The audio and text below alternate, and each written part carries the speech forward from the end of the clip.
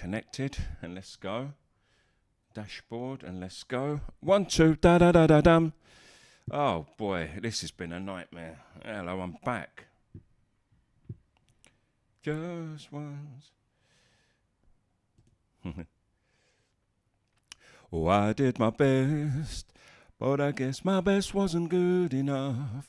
'Cause here we are back where we were before. I guess nothing ever changes. And we're back. Hello, I am the OVG and welcome to the OVG show live. I just went out live and I didn't have the mic turned on and I'd done the performance of my life because I haven't done a show for weeks. I was 10 minutes in and I realised I wasn't recording. So I've come back to do this again and just to say, let's start. This is the live for you live viewers and the...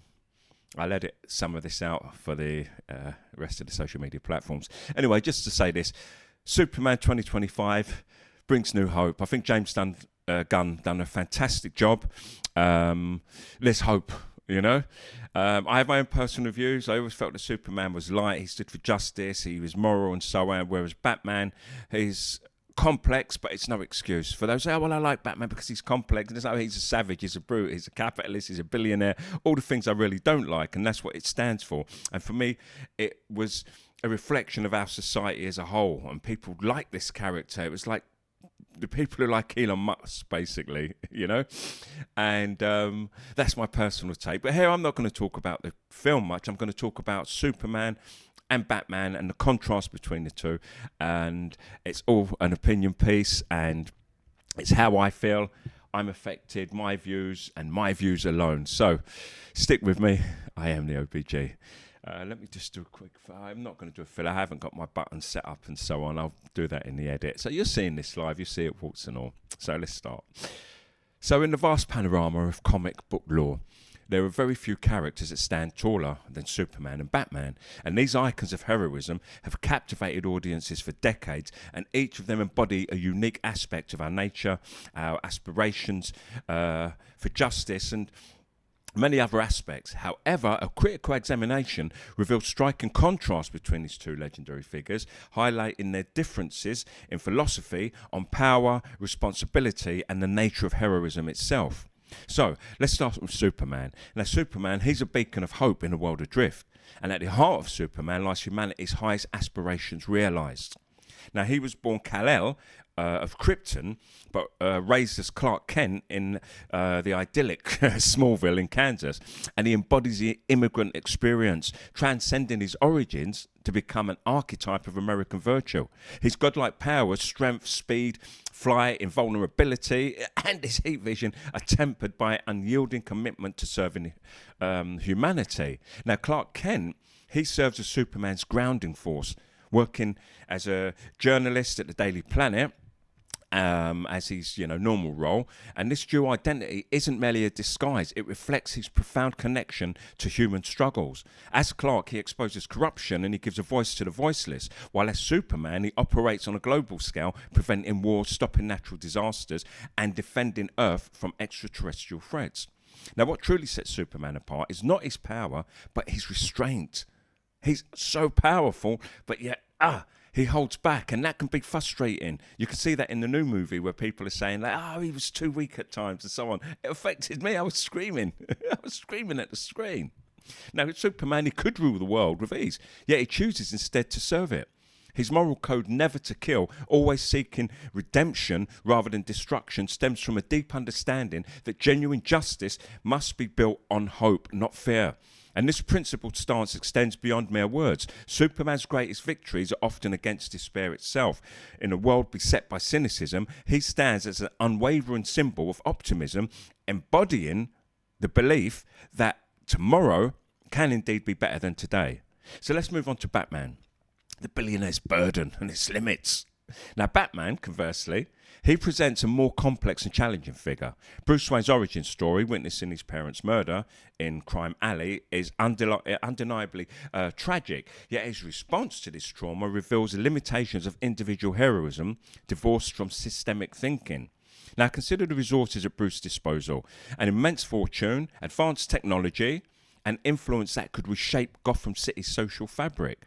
But instead of investing in education, mental health services, top, job programs, or addressing root causes of crime, he spends his wealth on increasingly sophisticated ways to combat criminals directly. His nightly crusade targets symptoms rather than causes, maintaining the status quo while perpetuating Gotham's cycle of violence and despair. And the class dynamics at play, they're just impossible to ignore.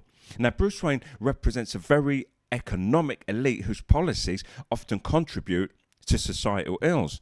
By day, he consorts with those who make decisions affecting millions, and by night, he punishes the desperate and the dispossessed who bear the consequences. And his dual identity serves his psychological needs rather than society's. Bruce uses his wealth to fund Batman's vigilante activities, while Batman provides an outlet for his unresolved trauma and his desire for control. It is complex, but that should not be the excuse. He refuses to address it.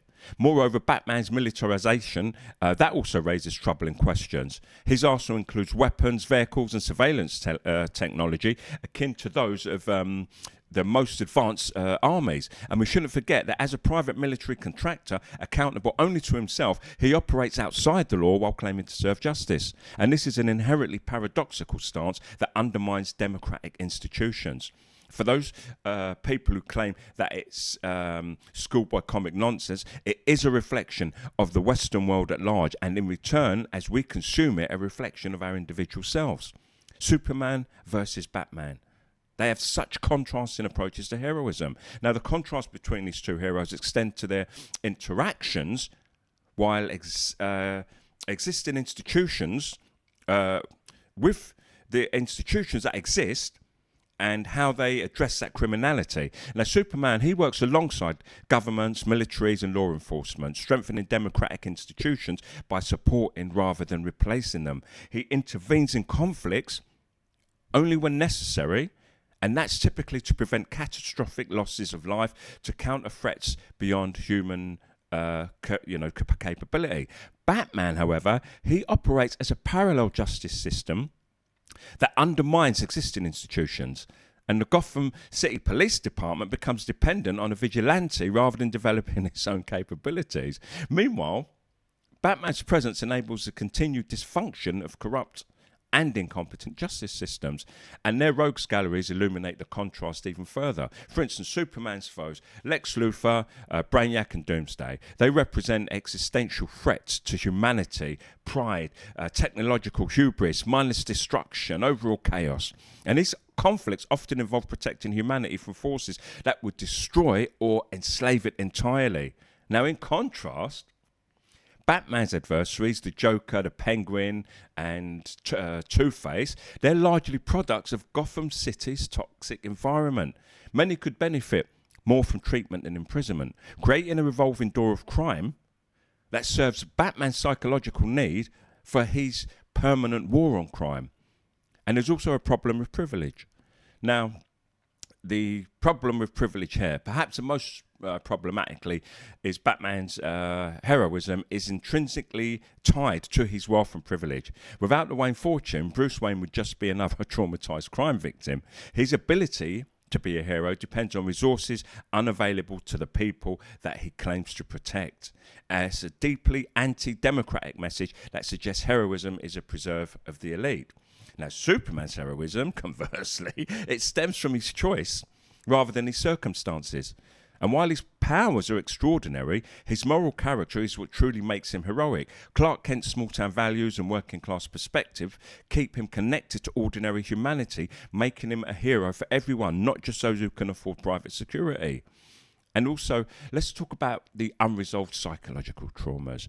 Batman refuses to heal. And this refusal to heal isn't merely a personal failing, it has societal implications. His wealth could fund the world's best therapist, but he chooses to remain broken because his brokenness fuels his mission.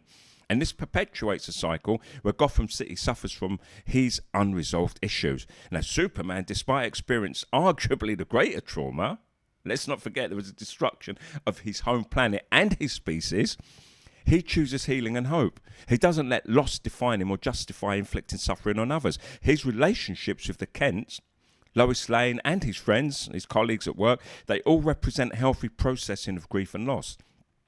So, let's talk about building up and tearing down.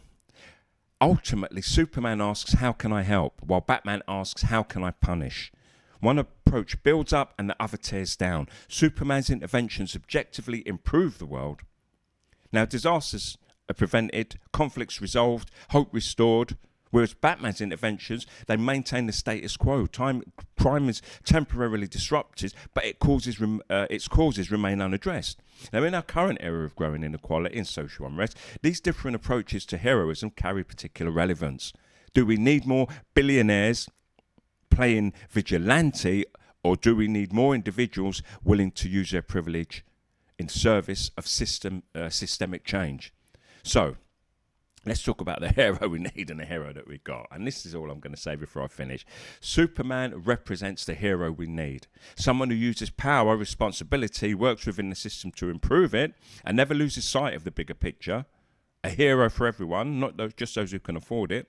While Batman represents a hero we often get, the product of personal trauma and class position that limits his ability to enact real change.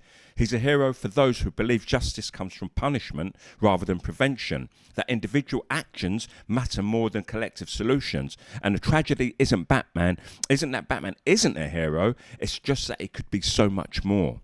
With different choices, Bruce Wayne could equal Superman as a force for positive change. Instead, he remains trapped in a cycle of his choosing, in a cycle of vengeance that serves his psychology more than Gotham City. In the end, Superman fights for a better world, Batman fights for his own demons. And too often, the innocent pay the price for both his trauma and his privilege. And for those of you who support Batman, I feel your pain. However, justice and forgiveness should prevail over vengeance and the inability to forgive. I am the OBG. Do a long pause, just so that I can edit afterwards. Thanks for listening, you wonderful people.